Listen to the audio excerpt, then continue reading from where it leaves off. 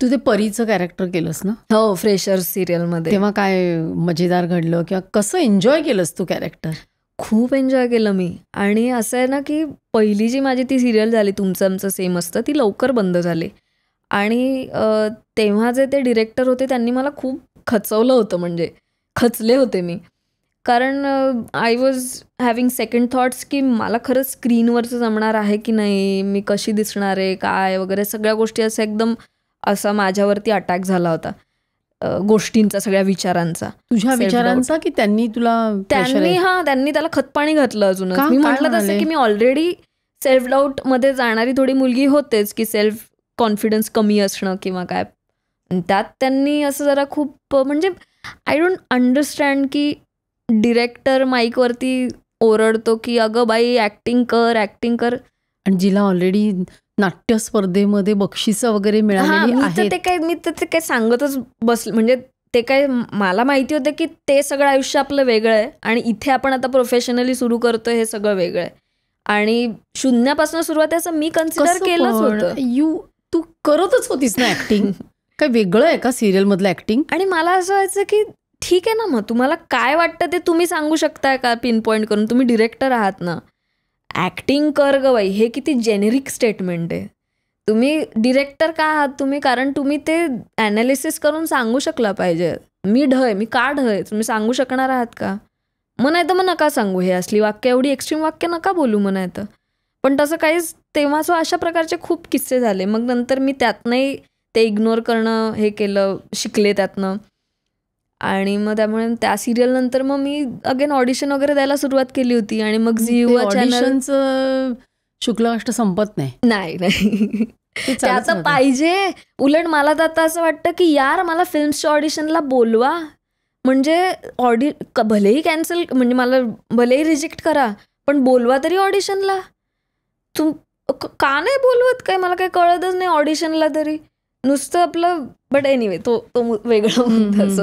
So या fresher सिरियलमध्ये मग परीची भूमिका मला मिळाली आणि मस्त इंटरेस्टिंग नाही केलंस.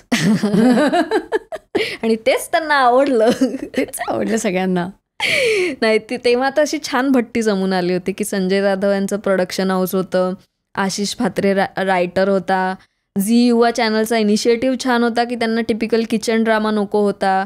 एक कॉलेजमधलं वातावरण होतं जे की फार रेअर असतं, त्याच्यामध्ये काही रोनाधुना असं काहीही नव्हतं.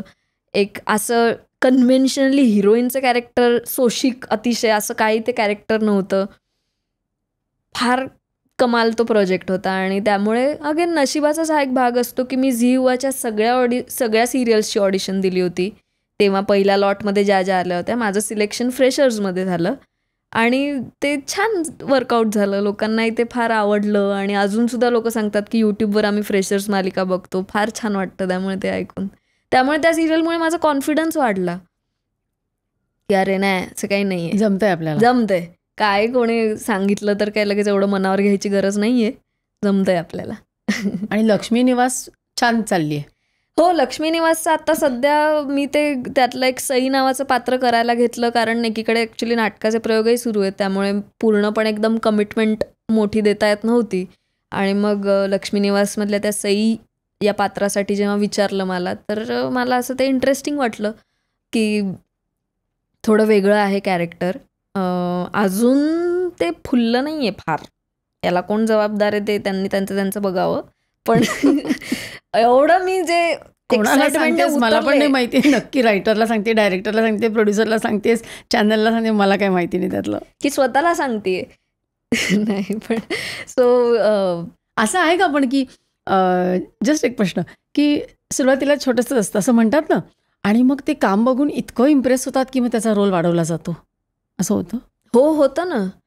मग आता माझं का नाही वाढवत मला टेन्शन आलंय आता तुम्ही बोलले. नाही, मी असं लोकांच्या मुलाखती वाचते बघते तेव्हा असं सांगतात 100% होतं की विलन काही जणांचं विलन काही वेळेस खूप आवडतो, चान्सेस हेच असतात की अरे ती विलन ती कमाल आहे, तिचा वाढवा, म्हणून तिला मारतात पुन्हा आणतात. का अशी बायका का विलन करतात मराठी आणि हिंदीमध्ये?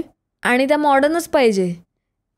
हो, त्या अशा म्हणजे आता आपण जसे आहोत, म्हणजे आपण वाईटच आहोत, आपण कारस्थानच करतो, आपण चांगले नाहीच, हे काय चित्र आहे मला खरंच कळत नाही. हे किती रिग्रेसिव्ह कॉन्टेंट आहे हा असा की पण तो मॉडर्न. चालतो ना.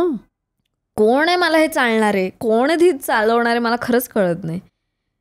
आणि तुम्ही हे बिंबवताय म्हणजे लोकांच्या मनावरती की हे असं असं झालं की आता फ्रेशर सिरियलमध्ये ॲक्च्युली कोणी असं काही हिरो विलन किंवा असं काही नव्हतं, पण चालली सिरियल. सो व्हरायटी देऊ शकता ना तुम्ही लोकांना की ठीक आहे बाबा, तुमचं आत्मिक तुमच्या समाधानासाठी 10 सिरियलपैकी 6 सिरियलमध्ये तुम्ही विलन मॉडर्न करा.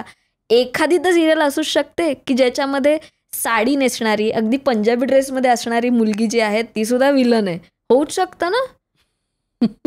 उलट ट्विस्ट किती कमाल वाटेल की अरे दिसायलाही साधी बोळी वाटली पण कसली आतल्या गाठीची निघाली.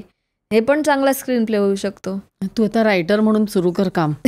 हो, पण जोपर्यंत तुला एक्सप्रेशन मिळत नाही तोपर्यंत तुला पाहिजे तसा रोल पण नाही मिळणार. हो खरंय. तू सिनेमासाठी देते की नाही ऑडिशन्स? हो नाही मी म्हटलं तसं की सिनेमासाठी ऑडिशन द्यायची माझ्यात खूप खुमखुमी खूप आहे, पण त्या मनाने काही एवढं विचारत नाही. डायरेक्ट प्रोजेक्ट झाल्यावरच कळतं. काही काही वेळेस तुझं नेटवर्किंग वाढवायला हवंय. म्हणजे घरकोंबडेनेस कमी करायला पाहिजे का? पण तू बॉलिवूडमध्ये का नाही ट्राय करते? कोण नसेल ट्राय करत. म्हणजे मला माहिती नाही कसं ट्राय करायचं असतं म्हणून विचारते. मी पण ह्याच पेजवर आहे की मला एक्झॅक्टली माहिती नाही कसं ट्राय करायचं, पण मी मग कास्टिंग एजन्सीज ज्या असतात त्यांना मग मी अप्रोच होते की काही काही ज्या आहेत, कास्टिंग बे असेल, मुकेश छाबरा कास्टिंगवाल्याचं कंपनी असेल, सो त्यांना त्यांच्याकडे जाऊन वॉक इन इंट्रोज द्यायचे वगैरे. हे सगळं हा सगळा स्ट्रगल सुरू असतो. ईमेल पाठवा, इंस्टाग्रामवरती पोस्ट पाहिली की त्यांना व्हिडिओ पाठवाय करा, हे सगळं सुरू असतं. ह्याच्याहून अजून वेगळे काय काय करता येतील ह्याचा विचारही सुरू असतो कॉन्स्टंट. ही क्लिप शेवटपर्यंत बघितल्याबद्दल खूप खूप धन्यवाद. संपूर्ण एपिसोड बघण्यासाठी खाली दिलेल्या लिंकवर क्लिक करा आणि सर्व काही चॅनलला सबस्क्राईब करायला विसरू नका.